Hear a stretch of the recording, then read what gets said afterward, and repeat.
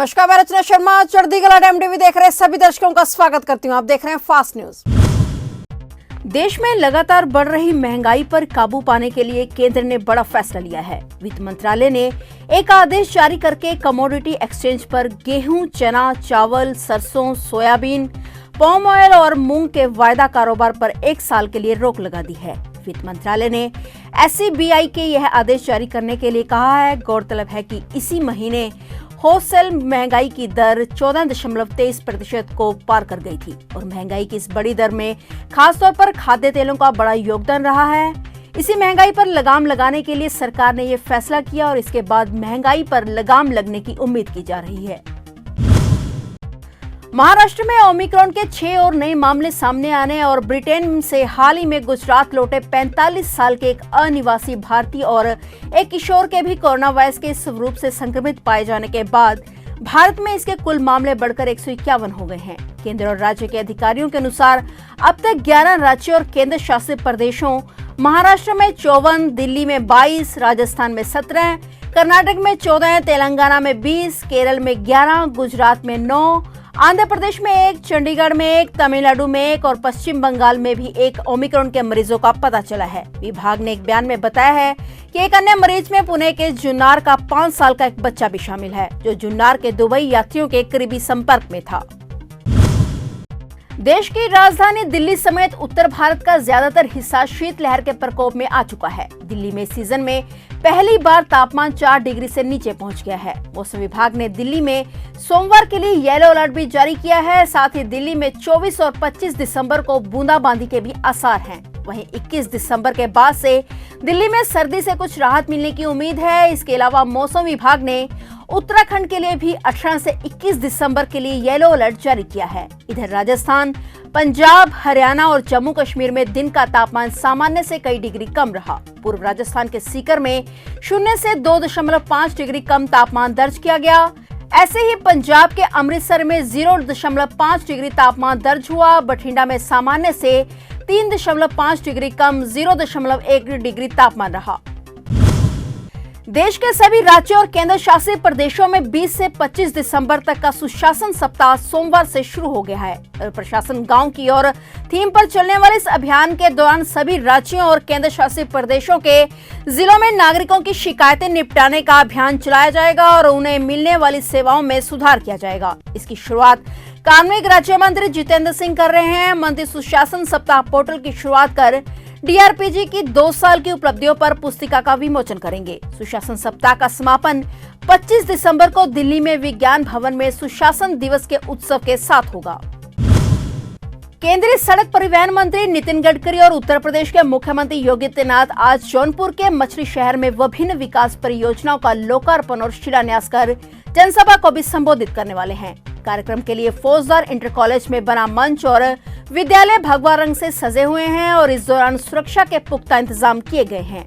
मुख्यमंत्री योगी आदित्यनाथ आज सोमवार को केंद्रीय मंत्री गडकरी के साथ मछली शहर में राष्ट्रीय राजमार्ग प्राधिकरण की परियोजनाओं के अलावा अन्य विकास कार्यों का भी लोकार्पण करने वाले हैं। इस दौरान वे फौजदार इंटर कॉलेज में जनसभा को संबोधित करेंगे। इस शहर में आज लगभग 150 करोड़ रुपए की योजनाओं का लोकार्पण और 450 करोड़ रुपए की परियोजनाओं का शिलान्यास हो रहा है।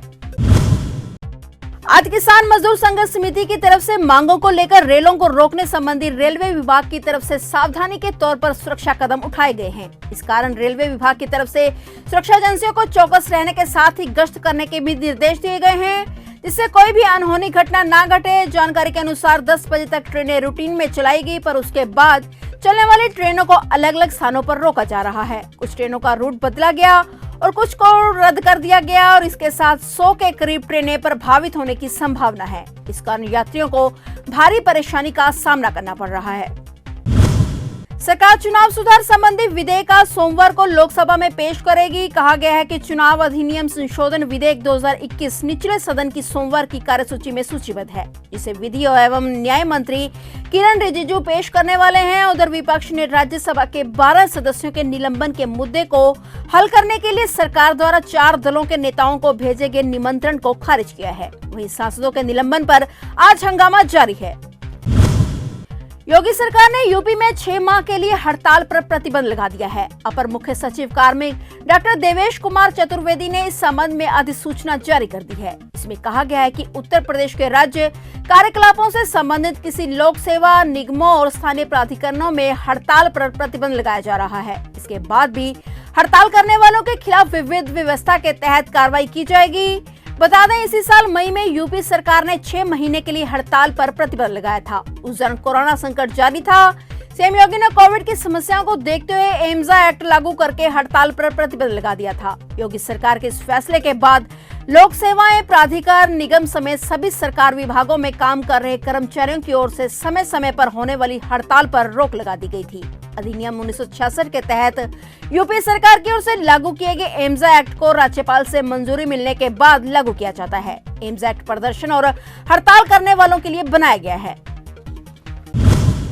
तमाम अड़चनों के बाद गंगा जल पीने का ग्रेटर नोएडा का 16 साल पुराना सपना अब सच होने जा रहा है। नए साल से नलों में गंगा जल की सप्लाई शुरू हो जाएगी।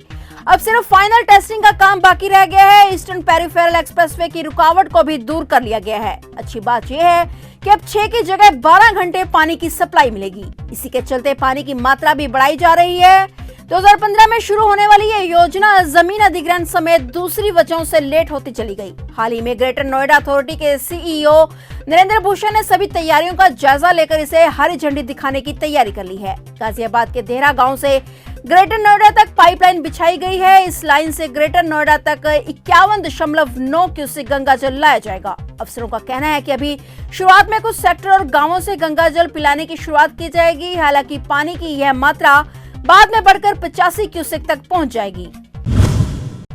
महाराष्ट्र के मंत्री और वरिष्ठ शिवसेना नेता गुलाबराय पाटिल के अपने विधानसभा क्षेत्र जलगांव जिले की सड़कों की तुलना अभिनेत्री हेमा मालिनी के गाल से करने की टिप्पणी पर विवाद खड़ा हो गया। हालांकि राज्य के महिला आयोग के कड़ा रुख अपनाए जाने के बाद मंत्री ने अपने बयान पर माफी मांगी है। मंत्री ने कथित टिप्पणी हाल में जिले के बोधवार नगर पंचायत चुनाव के दौरान एक चुनावी बैठक को संबोधित करने के दौरान की। अपने भाषण के दौरान पाटिल ने अपने विरोधियों को उनके विधानसभा क्षेत्र का दौरा कर वहां अच्छी गुणवत्ता वाली सड़कें देखने को कहा। वहीं राज्य महिला आयोग की अध्यक्ष रूपाली चाकणकर ने मंत्री पाटिल की टिप्पणी का संज्ञान लिया और अपनी टिप्पणी पर माफी नहीं मांगने पर उनके खिलाफ कानूनी कार्रवाई की चेतावनी दी। आयोग की चेतावनी के कुछ घंटों बाद ही पाटिल ने अपने बयान के लिए माफी मांगी। पाकिस्तान आतंकवाद के साथ समुद्र के रास्ते भारत समेत अन्य देशों में नशे की खेप भी पहुंचा रहा है। इंडियन कोस्ट गार्ड और गुजरात एटीएस के संयुक्त महाअभियान में इस बात की पुष्टि हुई है। दोनों ने अभियान चलाकर पाकिस्तानी नौका अल हुसैनी को भारतीय समुद्री सीमा में पकड़ा है। इसकी तलाशी के दौरान इसमें 70 किलो हेरोइन बरामद की गई है। अंतर्राष्ट्रीय बाजार में इसकी कीमत करीब 400 करोड़ रुपए की आंकी गई है। गुजरात में डिफेंस के पीआरओ ने जानकारी दी है कि इस पाकिस्तानी नौका से 6 लोगों को भी पकड़ा गया है। माना जा रहा है कि इस नौका के जरिए भारत में हेरोइन की इस बड़ी खेप की डिलीवरी हो रही थी। इससे पहले नवंबर में गुजरात के आतंकवाद निरोधी दस्ते ने मोरबी और देवभूमि द्वारका जिलों से 720 करोड़ रुपए की हेरोइन की बरामदगी की थी। एटीएस इस मामले में अब तक नाइजीरिया मूल के एक नागरिक सहित कुल 11 लोगों को गिरफ्तार कर चुकी है। साथ ही इस मामले में 144 किलो हेरोइन जब्त की जा चुकी है। इजराइल ने ओमिक्रॉन वेरिएंट के प्रसार पर रोक लगाने के लिए 10 और देशों की यात्रा पर प्रतिबंध लगाया है। इजराइल के स्वास्थ्य मंत्रालय ने यह जानकारी दी है। मंत्रालय ने बताया कि जिन देशों की यात्रा पर प्रतिबंध लगाया गया है उनमें America, Italy, Belgium, Germany, Hungary, Morocco, पुर्तगाल, कनाडा, स्विट्जरलैंड और तुर्की शामिल हैं। इन देशों की यात्रा पर प्रतिबंध बुधवार से प्रभावी होगा। इजराइल में ओमिक्रॉन संक्रमण के अब तक 134 मामले दर्ज किए गए हैं, जिनमें से 86 ऐसे यात्री हैं जो हाल ही में विदेश से लौटे हैं। फिलहाल फास्ट न्यूज में इतना ही। तब तक के लिए मुझे दीजिए इजाजत और देखते रहिए चढ़ती कला टाइम टीवी।